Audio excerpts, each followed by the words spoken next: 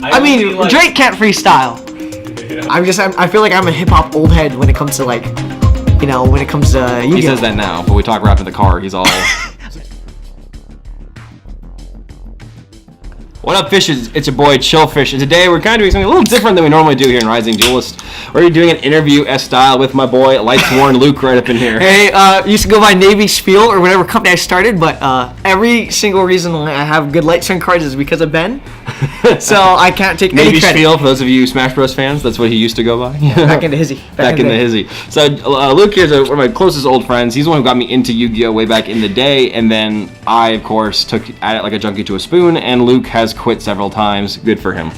So today we're talking about the most infamous issue in Yu-Gi-Oh that everyone likes to talk about but not really talk about: reasons why people leave. Now, Luke here's has 5 particular reasons why people leave the game of Yu-Gi-Oh. Now, you've left, come back, left, and come back so much, and you're not even sure. I feel like we're in an abusive relationship, but I can't tell if I'm the abuser or not in it.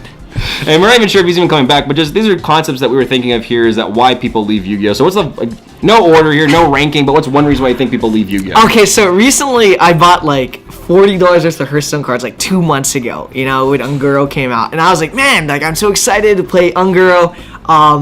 And then what I realized is I just didn't get the cards I wanted. Mm-hmm. So I was just very impatient. Yeah, for one, I think the Hearthstone community had this really cool thing where they rotate cards in and out. But set rotation. Yeah, they got set rotation. You're telling me about Pokemon. They do something similar. Yes, Pokemon and Magic, every few years they will rotate something out. Anyone who plays Pokemon or even Magic, comment below. But they have the rotation format. So it's one reason why you... That's where I struggle. I mean, the cool thing about Yu-Gi-Oh! Is they honor people from all sorts of, back then and back up and downs. But the nifty thing I think about Hearthstone is that they have rotations. But for me, it's hard for me to jump back in. Okay. Yeah, that was one of the big reasons, yeah. So what's the second reason why people, why you've left Yu-Gi-Oh! Personally? All right, so I never even heard of this card. Ben just showed me this. What is this? Curious, the Lightsworn Dominion. Links, why Links? Okay, so Ben has tried to explain this to me multiple times, but I just don't have the patience for it. So I felt like I'm a late bloomer. I jumped on Xyz reluctantly. Then Synchros. Xyz, by the way. Xyz. This is a while ago. Yeah, this is like a long time ago. And then they got Pendulums and then Links. It felt like the extra decks were just totally like whack. Like I just didn't understand it. But to be honest, it's just because I wasn't patient. I think the thing about Yu-Gi-Oh, people who enjoy it honestly are people like lawyers. I think the best Yu-Gi-Oh players are like lawyers. I just didn't want to learn all the subtext. What's another reason, third reasoning that you just don't put the Is it just because of the money? Because honestly, it's the money. Okay, money is the biggest, that's the best in the room, but it's not about the money. Honestly, it's the money. Because Luke here has a story that we all can identify when it comes to purchasing. This was slight PTSD. So I bought these Lightsworn cards. Shout out to Mr. Hampton back in Hizzy. I bought him what's that? The Blue Eyes with the 3 heads? Ultimate? Blue Eyes Ultimate Dragon. Blue Eyes Ultimate Dragon. And then he bought me like $50 worth of Lightsworn solar recharges. Back when Lightsworn Recharge was... 15 a pop? Maybe 20 even back in the day. Yeah, and I spent so much money trying to get it. And then a year later, literally months later, I can't remember. I don't think it was even a year. I think it was honestly 4 or 5 months, actually. It was 5 months. And Ben sent me something, I think, they're coming out with a structure deck. But this is again dating ourselves, and the Lightsworn structure deck dropped here. I bought one of them, and then I felt really betrayed because I spent all this money. Now all these noobs are coming out with better Lightsworn decks than me, and I was like, okay. And it was funny. I was kind of a jerk back in college. I would actually monopolize all the Lightsworn cards. Well, back in college, we all felt like it was the anime where we were the only person who could have the only deck. No, I looked at a jerk. By the way, true moment. Yeah, you ever felt that? I felt really. Yeah, actually, Yu-Gi-Oh might have helped me with my entrepreneurial fervor. But honestly, the reason I was kept on the up and up was because of Ben. So I guess one of the fourth reasons why is because I just didn't dedicate time to research.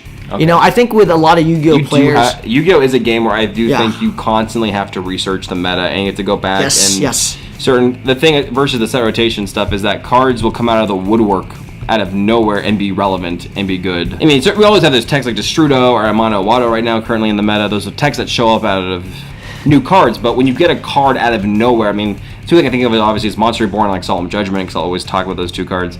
We got those two cards out of the woodwork, or even more obscure cards, like, what was it? A Pointer of the Red Lotus, for example. That was a weird tech that no one heard of this card until Simo pretty much brought it up to our attentions. But that's an idea with Yu-Gi-Oh! That the research is so vast that to keep up with the meta, you do have to be researched. But real talk, I think for me, I just don't have the patience with it. But my friends are very patient with me, but personally, I'm just a very impatient So that'd be guy. your fifth argument, is just you have a lot of patience for this game? Yes, I think Yu-Gi-Oh! I remember like my Lightsworn turns would be really long, but I remember I get OTK'd like the next turn from someone else, and I don't know what happens. Like, I just blink and I'm dead.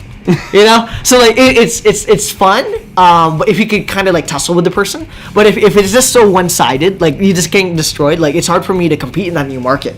But really, that's really me. It's not me.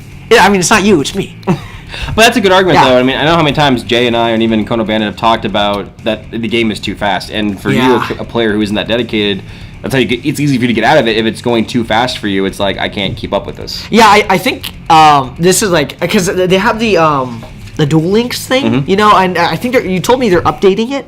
They're updating it eventually to get links, as far as I'm aware. But right now, it's super old school. It's very simplified. It's just 3 cards, 3 monsters, 3 spells, no extra deck. Yeah. And you only get 1 main phase, which is a video we talked about, Jay and I. You know, what if there's only 1 main phase in Yu-Gi-Oh? Check that out.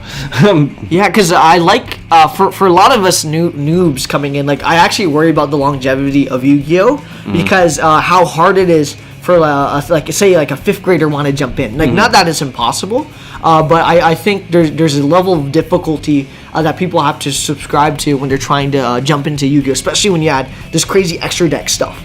And that actually leads into this. When this will be published on our channel, tune in next week, actually, because Luke will be talking about with Jay here about reasons that we Yu-Gi-Oh players have to be considerate when people are coming back into the game. Yes. So kind of an excellent segue to wrap this up. Yes. Again, Chillfish here, my buddy Luke. If you guys have any questions or comments, yes, what are some reasons why you may have left Yu-Gi-Oh, or why people leave Yu-Gi-Oh? I was talking to one guy 3 weeks ago at Locals who's playing the Dragon Ball Z game, don't know what it's called, and he had a Crystal Beast mat.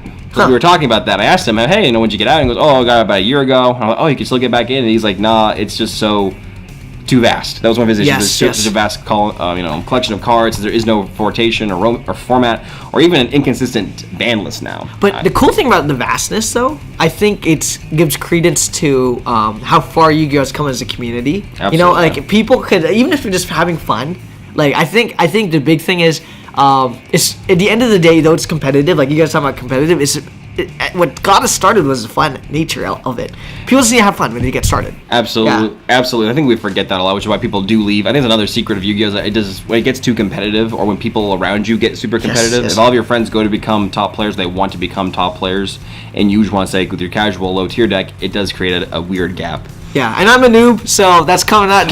Respect these guys. Don't stick my so into that. this is why we wanted to interview him. Like, hey guys, we can always talk about people leave, but when this is a guy who left, and I'm still going to come back every now and again. So this is Rising Duelist. This is Chillfish and my boy Lightsworn Luke signing out. Check us out next week.